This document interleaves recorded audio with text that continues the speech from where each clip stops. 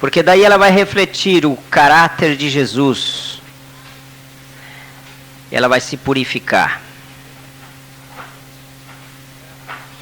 Nós não podemos depender só da consciência ou só da inteligência de uma sociedade.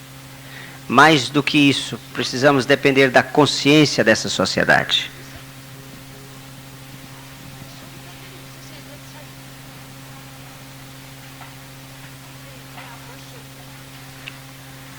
Lutero, no século XVI, se você fosse pedir 50 reais emprestado para ele, você não ia conseguir, ele não tinha dinheiro.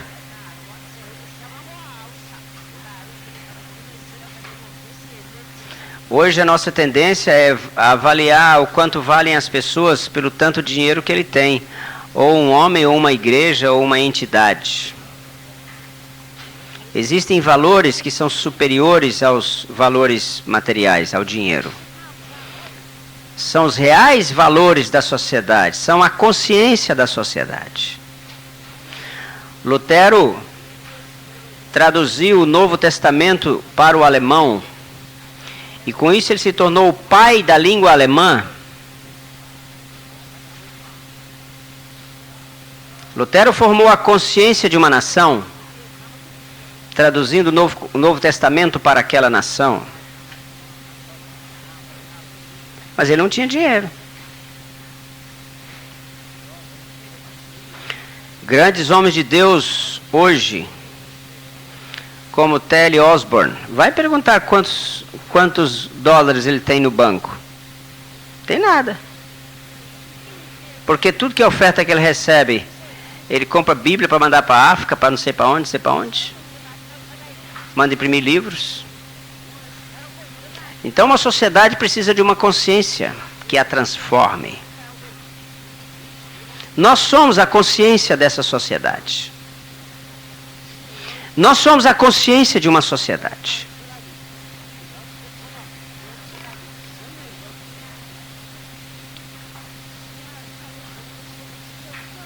Em que medida nós estamos sendo sal para salgar essa podridão que está aí?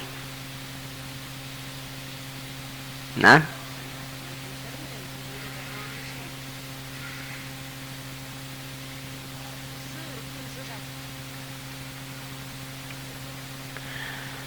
O homem de caráter é uma pessoa em quem se pode confiar. Eu posso confiar em você. Eu posso confiar a você um segredo.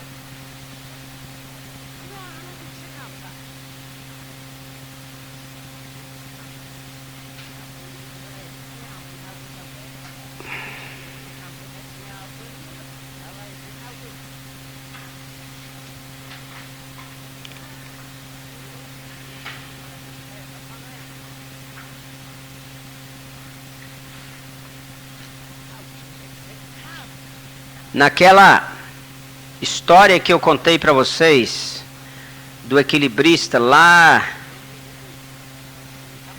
no Niágara, lembra da história? Atravessando num cabo de aço.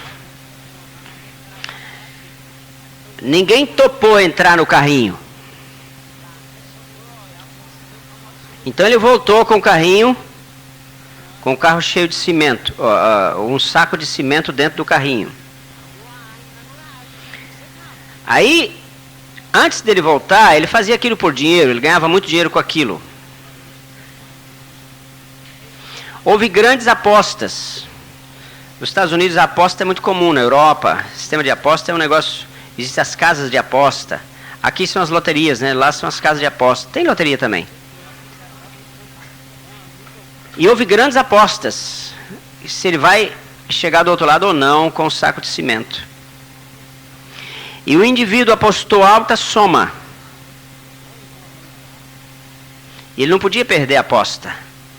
Ele disse que o equilibrista não chegaria com o saco de cimento dentro do carrinho do outro lado. E ele contratou um indivíduo. O cabo de aço era amarrado embaixo com grossas cordas. nascia aqui no cabo de aço, uma para cá, outra para cá. Ele contratou um bandido para cortar a corda de um lado quando o camarada estivesse no meio do cabo de aço. E foi o que ele fez. Quando ele cortou, o cabo de aço balançou violentamente lá em cima.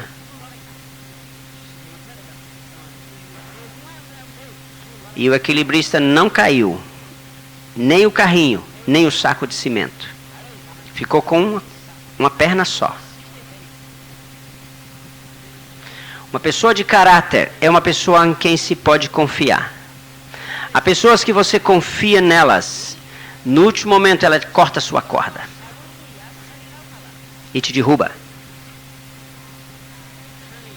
Pessoa em que você andou anos com ela e confiava nela, e ela te trai, te punhala pelas costas. Já ouviu falar isso, não?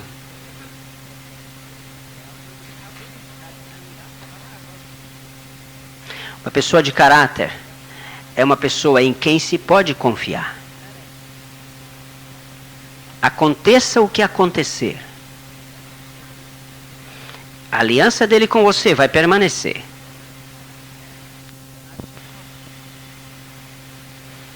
Eu não aceito falar mal de fulano. Ele é meu amigo. Ele não aceita, ele defende. Pode ser até que ele não seja perfeito, mas eu sou amigo dele. Por favor, cale a boca. Na minha presença, não. Eu não aceito falar mal de fulano de tal. A maioria de nós, irmãos, e principalmente se é uma pessoa mais de destaque, quando essa pessoa está sendo difamada, a gente, ó. É ou não é, irmãos? Não acontece isso, não? A gente não abre o ouvido? Quando estão nos difamando? É assim que acontece. A pessoa de caráter é uma pessoa em quem você pode confiar. Ele é capaz de morrer por você. Porque você é seu amigo. A pessoa de caráter é uma pessoa capaz de formar alianças profundas com as outras pessoas.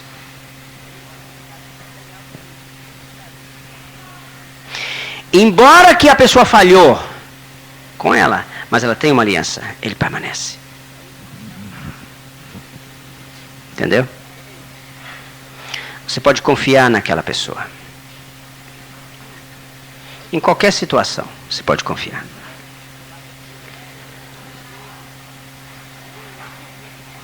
Ah, como Deus precisa disso hoje. Ah, como a sociedade precisa de pessoas desse quilate. Que não estão preocupados com dinheiro, mas estão preocupados com o caráter, com a vida, com a verdade. Com a verdade. Eu li uma história, me lembrei dessa história agora. Sempre que lembro eu conto essa história, de vez em quando eu conto. O livro chama-se Os Miseráveis. O autor é Victor Hugo, um escritor francês. Essa obra é uma das obras-primas que o homem já produziu, a mente humana já produziu. O título do livro é Os Miseráveis, dessa grossura. Eu li esse livro 2 vezes, não é cristão não. Tem o filme, mas o filme eu vi, é bem pouca coisa, né? História de João Valjean. João Valjean roubou um pão. Estava com fome. Isso é uma história. E eventualmente ele era jovem, assim, pouco mais da sua adolescência, teve que roubar um pão porque estava com fome. E eventualmente ele foi visto. E o resto do livro é a história de João Valjean fugindo e lutando para ser livre porque tinha roubado aquele pedaço de pão. Ele foi preso, a história é longa. Foge da cadeia vai para o interior da França, estabelece uma indústria, torna-se muito próspero, era um bom homem. O Sr. Madeleine, no interior da França, tinha 600 funcionários numa tecelagem, tornou-se muito rico, tornou-se a pessoa mais importante daquela sociedade. Um homem bom. Quando ele fica sabendo que João Valjean tinha sido preso novamente, ia ser julgado. João Valjean era ele. Só que ele mudou o nome para poder ficar livre daquela implacável lei. Lei injusta. Ele era muito rico, pega sua carruagem e vai até onde João Valjean estava sendo julgado. Ele demorou 3 dias para chegar lá. A carruagem quebra, chove, chuva, atola, acontece de tudo na viagem. Quando ele chega na cidade onde João Valjean estava sendo julgado, o salão estava cheio, porque João Valjean era um preso famoso. O salão do júri estava cheio. O juiz ia pronunciar a sentença. Ele teria que voltar para as galés, as prisões francesas na época. Quando ele chega com seu casaco, seu sobretudo, o Sr. Madeleine era uma pessoa de muito respeito na região. Houve aquele murmúrio, o Sr. Madeleine chegou. Ele caminha reto até o juiz e diz: esse homem não é João Valjean. Murmúrio. Todo o processo foi montado para que João Valjean voltasse para as galés. Não é? Ele diz, na página tal do processo, ele conhecia aquele processo, toda a vida dele foi por causa daquele pão que ele roubou, ele conhecia tudo naquele processo. Abre na página tal. Abriu. Tem a descrição aí. Eu não me lembro agora, mas no ombro tinha uma tatuagem de uma borboleta. Ou no ombro direito ou esquerdo, não me lembro agora.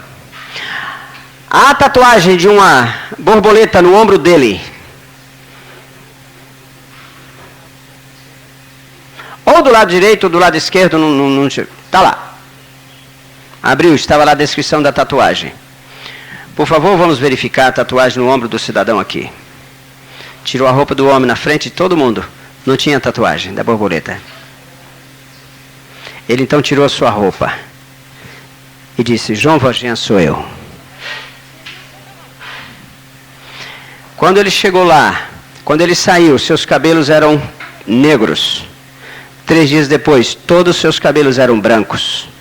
Isso do ponto de vista médico, isso é possível acontecer. Por causa de um intenso sofrimento emocional. Mas ele pagou o preço. Voltou para as galés. Ali mesmo ele foi preso e voltou para as galés. Hoje, Deus está precisando de pessoas assim. Dispostas a pagar um preço.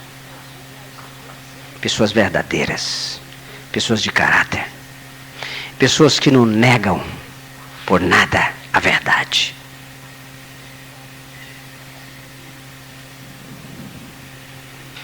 O homem de caráter, irmãos, é sábio. Ele é sábio.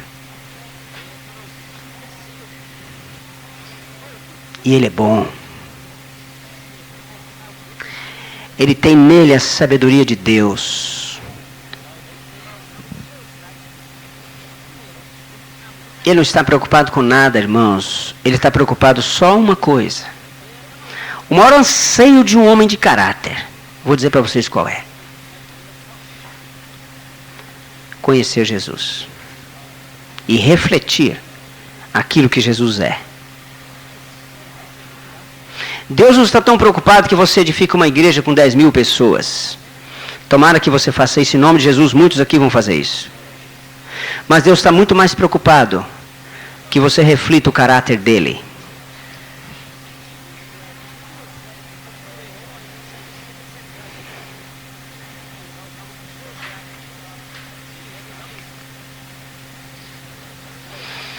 O maior serviço que você pode prestar a uma sociedade é que essa sociedade possa confiar em você. Esse é o maior serviço que você pode prestar.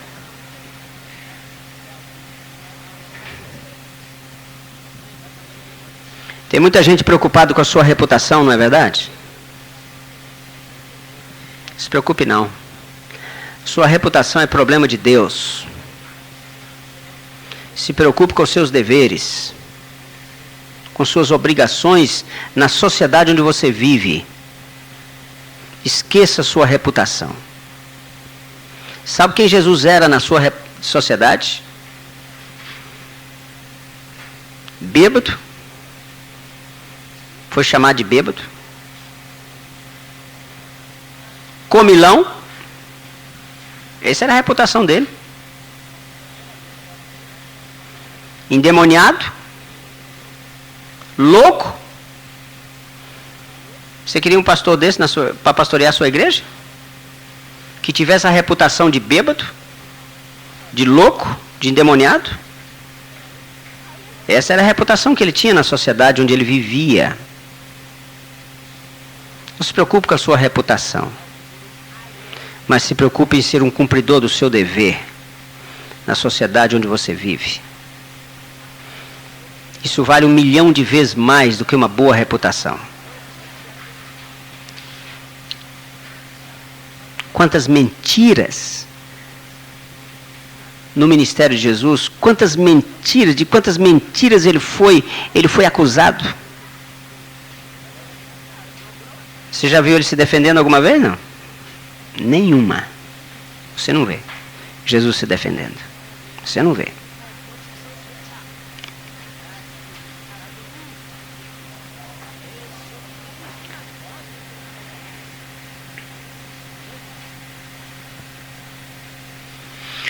O caráter se forma basicamente nos lares e continua na igreja, mas começa nos lares. É lá que sua esposa e seus filhos vão ver o que você está fazendo. Sua esposa é a pessoa que mais conhece você.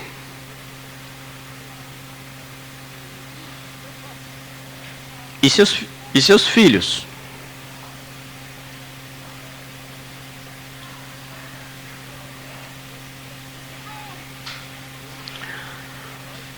Uma pessoa que tem um mau caráter,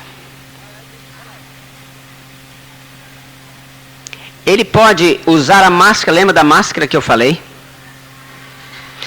E ele pode enganar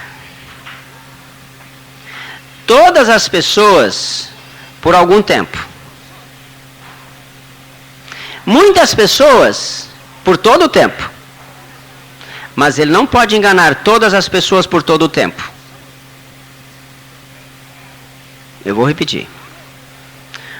Uma pessoa de um mau caráter, ele pode enganar todas as pessoas por muito tempo. Ele pode enganar muitas pessoas por todo o tempo. Mas ele não pode enganar todas as pessoas por todo o tempo.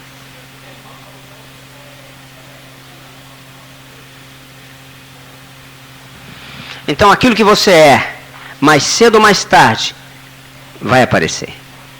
Pode saber.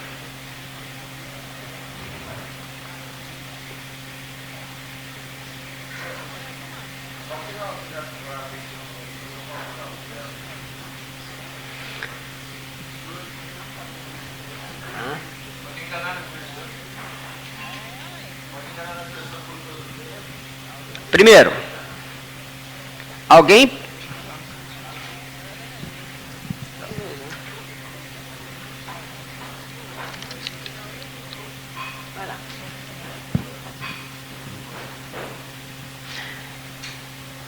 pode enganar todas as pessoas por todo o tempo, por muito tempo. Pode enganar muitas pessoas por todo o tempo, mas ele não pode enganar todas as pessoas por todo o tempo. Em outras palavras, aquilo que você é vai aparecer na sociedade onde você vive. Vai vir à tona.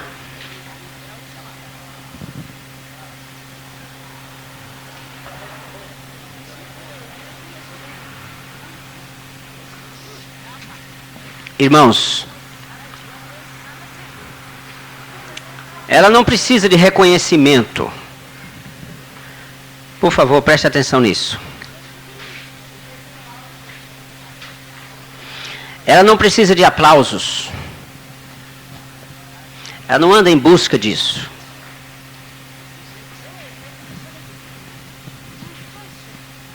Aplausos é para políticos.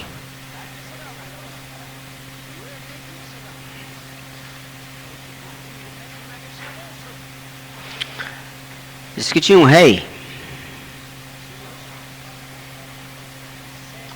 E o rei ficou doente. E eventualmente ele ficou muito doente. E ia morrer. A doença era para a morte. E ele tinha um filho que era o seu herdeiro. E ele estava muito mal no leito. E um dia lá no salão do palácio, ele estava lá numa cama, e a sua coroa assim, do lado, em cima de uma mesa.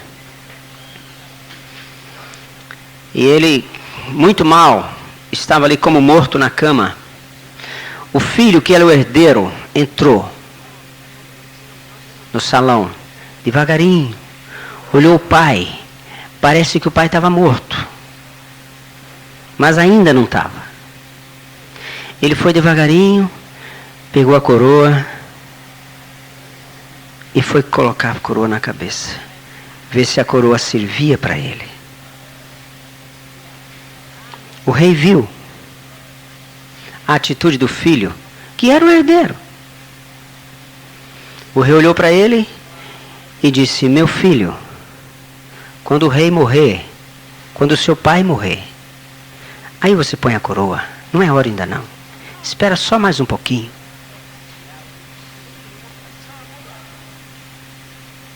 Eu quero dizer para os irmãos aqui nesse dia, nessa manhã. Quando o seu rei morrer, põe uma coroa. Não antes.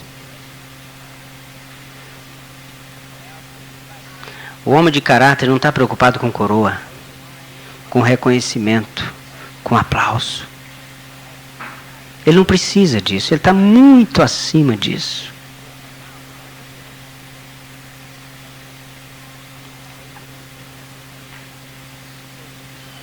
Deus precisa de pessoas que sabem guardar segredos. O homem de caráter sabe guardar segredos. É disso que Deus precisa.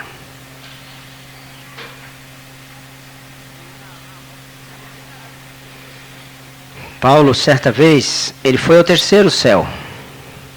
Ele conta isso. Voltou do terceiro céu. Viu coisas tremendas lá. Ouviu palavras inefáveis. Mas sabe, que dia que ele contou isso? 14 anos depois que ele esteve no terceiro céu. Mediante uma palavra de Deus, ele contou aquele segredo. A grandeza de um homem, a grandeza do caráter de um homem, é proporcional à sua capacidade de guardar segredo.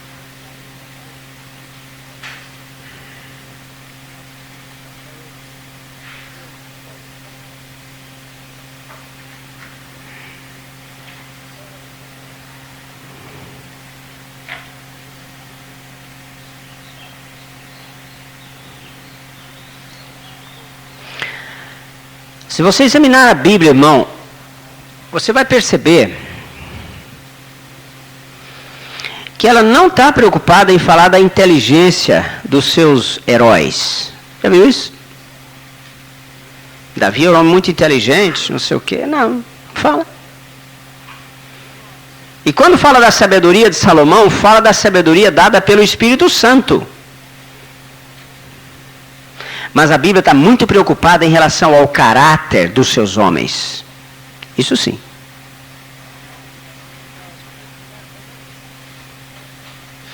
Deus está preocupado com o seu caráter, não com a sua inteligência. Inteligência já deu. Cada um aqui é extremamente inteligente, né? Inteligência você tem, né?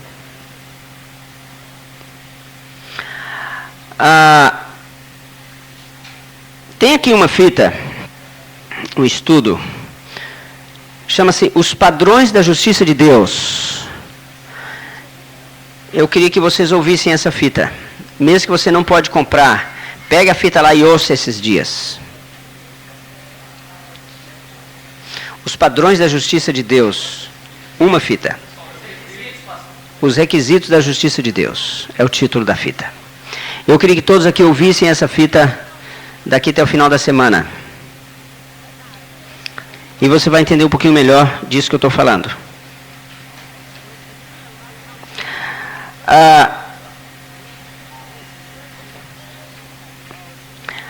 As pessoas superficiais.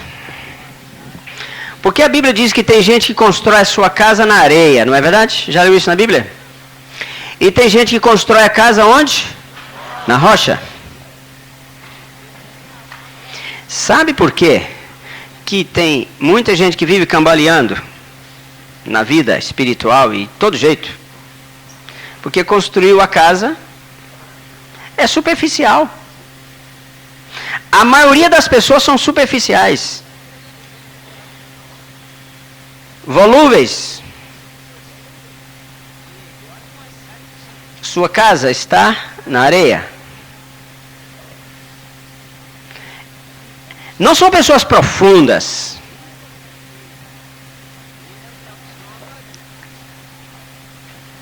Mas há pessoas profundas, né?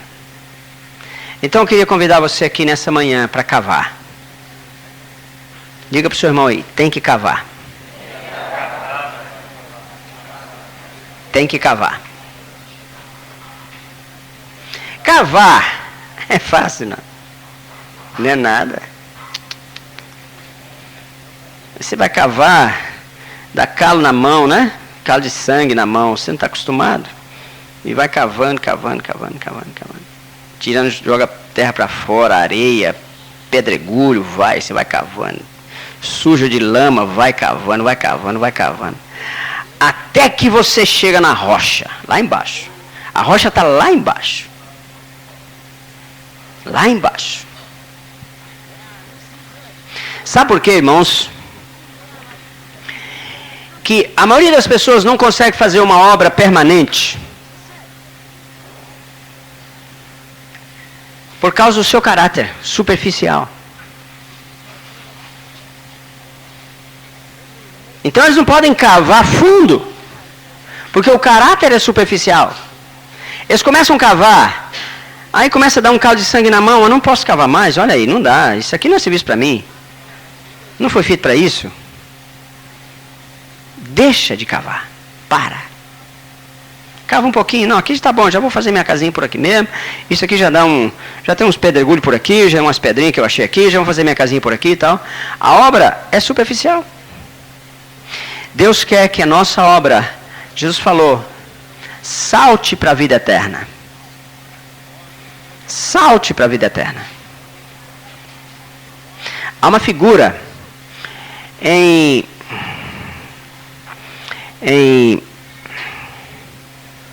deixa eu dizer outra coisa aqui. Não vou dizer não.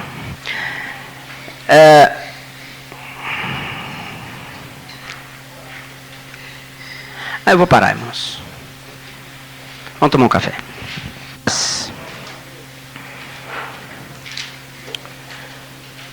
Você ser um atrativo para as pessoas é o fato de que você possui o caráter de Cristo. É na medida em que você assume o caráter de Jesus que você se torna atrativo, atraente para as pessoas. Você se lembra que as multidões acompanhavam o Senhor, lembra disso? Ele tinha um caráter tão belo, tão puro, tão perfeito, tão bom, que era muito bom ficar perto dele. As pessoas gostavam de ficar perto dele.